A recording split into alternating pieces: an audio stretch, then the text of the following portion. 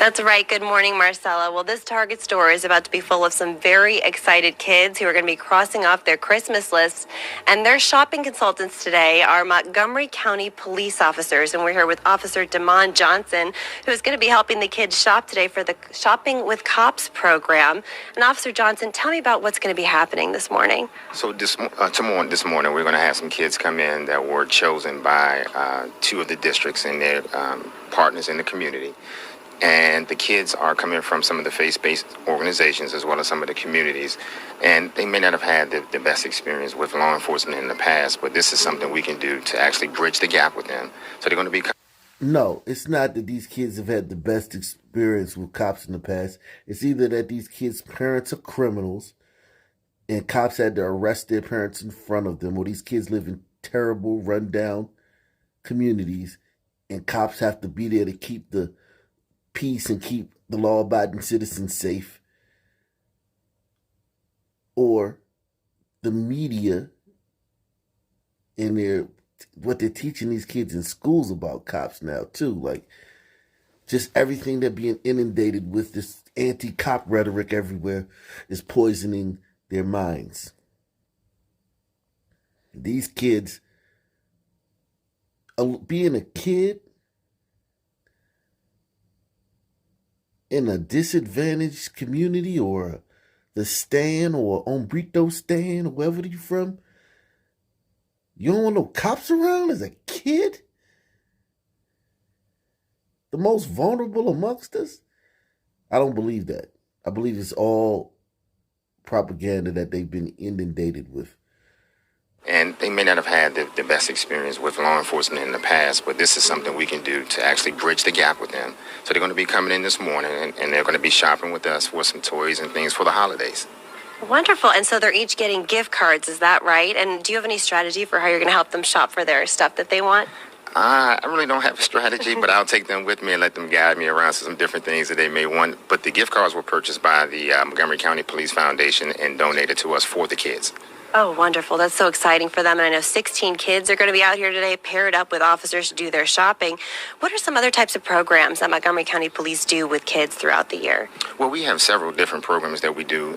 Some of them are, we have Girl Scouts come out and we talk to them. We go to the churches and we talk to the kids about different things. We go to the schools and we talk to them about different drug programs and awareness and crime prevention techniques, things of that nature. Over the past 2 years, though, we haven't really had the chance to do a lot of in-person things because of COVID. So this is one of the great chances to come back and start all over again and be face-to-face with the kids in the community. That is so true, making this year extra special that the kids actually get out here. And so we're going to be watching as those kids arrive in less than an hour. We can't wait to bring that to you. Live in Rockville, Katie Kairos, WUSA 9. Jackson citizens came together Thursday to talk about reducing crime with a citywide curfew for children under 18. Just let that sink in. The way to reduce crime in the Stand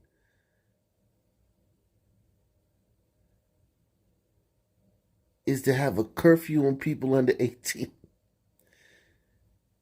Let that sink in.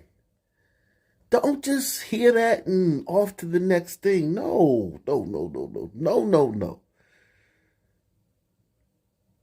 In this community, this is Jackson, aka Jafrica, but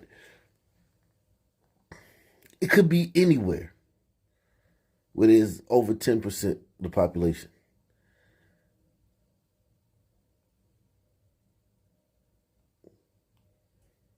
The way to reduce crime is to get the teens off the street. What kind of community? Where are the parents?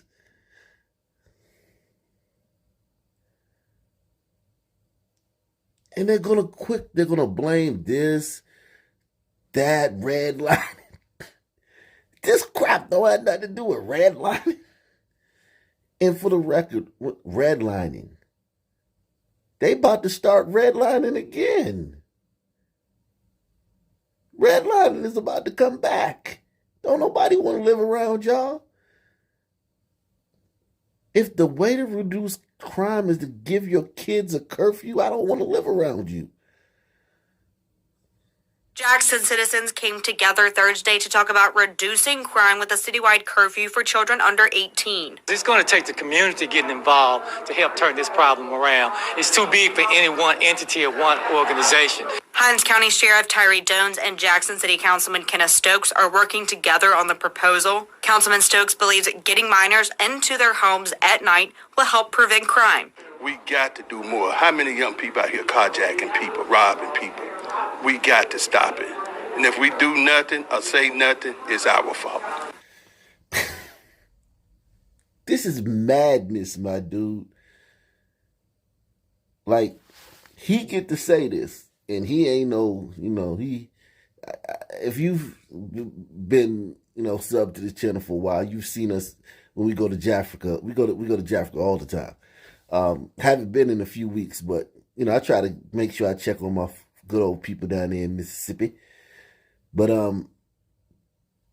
he's a big councilman down there, and he's wokety woke, but he's very outspoken. He don't bite his tongue, I guess, you getting older and you don't care no more. But he gets to say this, and he's not a Uncle Tom or the agent of supremacy. And that's great. I'm glad that he gets to say this without being that, because if I say it, it's, I hate myself and all this other crap. But just listen to the casual manner in which he says something that's absolutely true, but the casualness of it, the matter-of-factness of it, the normalcy of it. And it's true. It's just, like, I just always taken aback by that. Like, I try to always be, just stunned by that. I hate to be like, yeah, what? We got to do more. How many young people out here carjacking people, robbing people? We got to stop it. And if we do nothing or say nothing, it's our fault.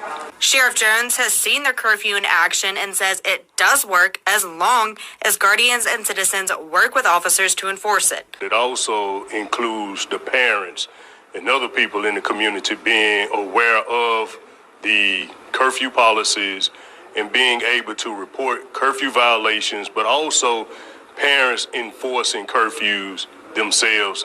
Okay, so this curfew thing ain't gonna work. He mentioned parents twice. Listen, the only way this curfew will work is if, and in this place, they all sunmen. All the cops are sunmen. Everybody's sunmen. This is Stan Jackson. They call it Jackson. But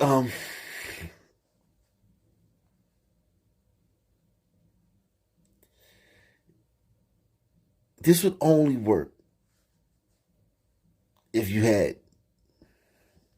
glacier glider cops going around picking these young kids up at night and delivering them to their homes, and other ones posting up on all the major corners and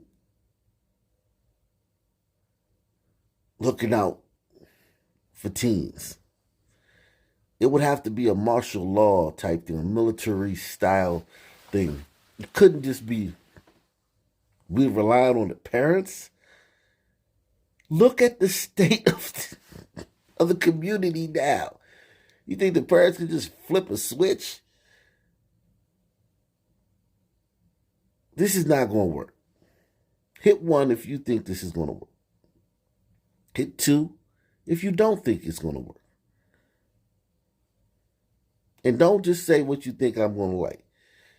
This is my personal opinion that this isn't going to work. It's just, he said too much stuff that the parents got to do.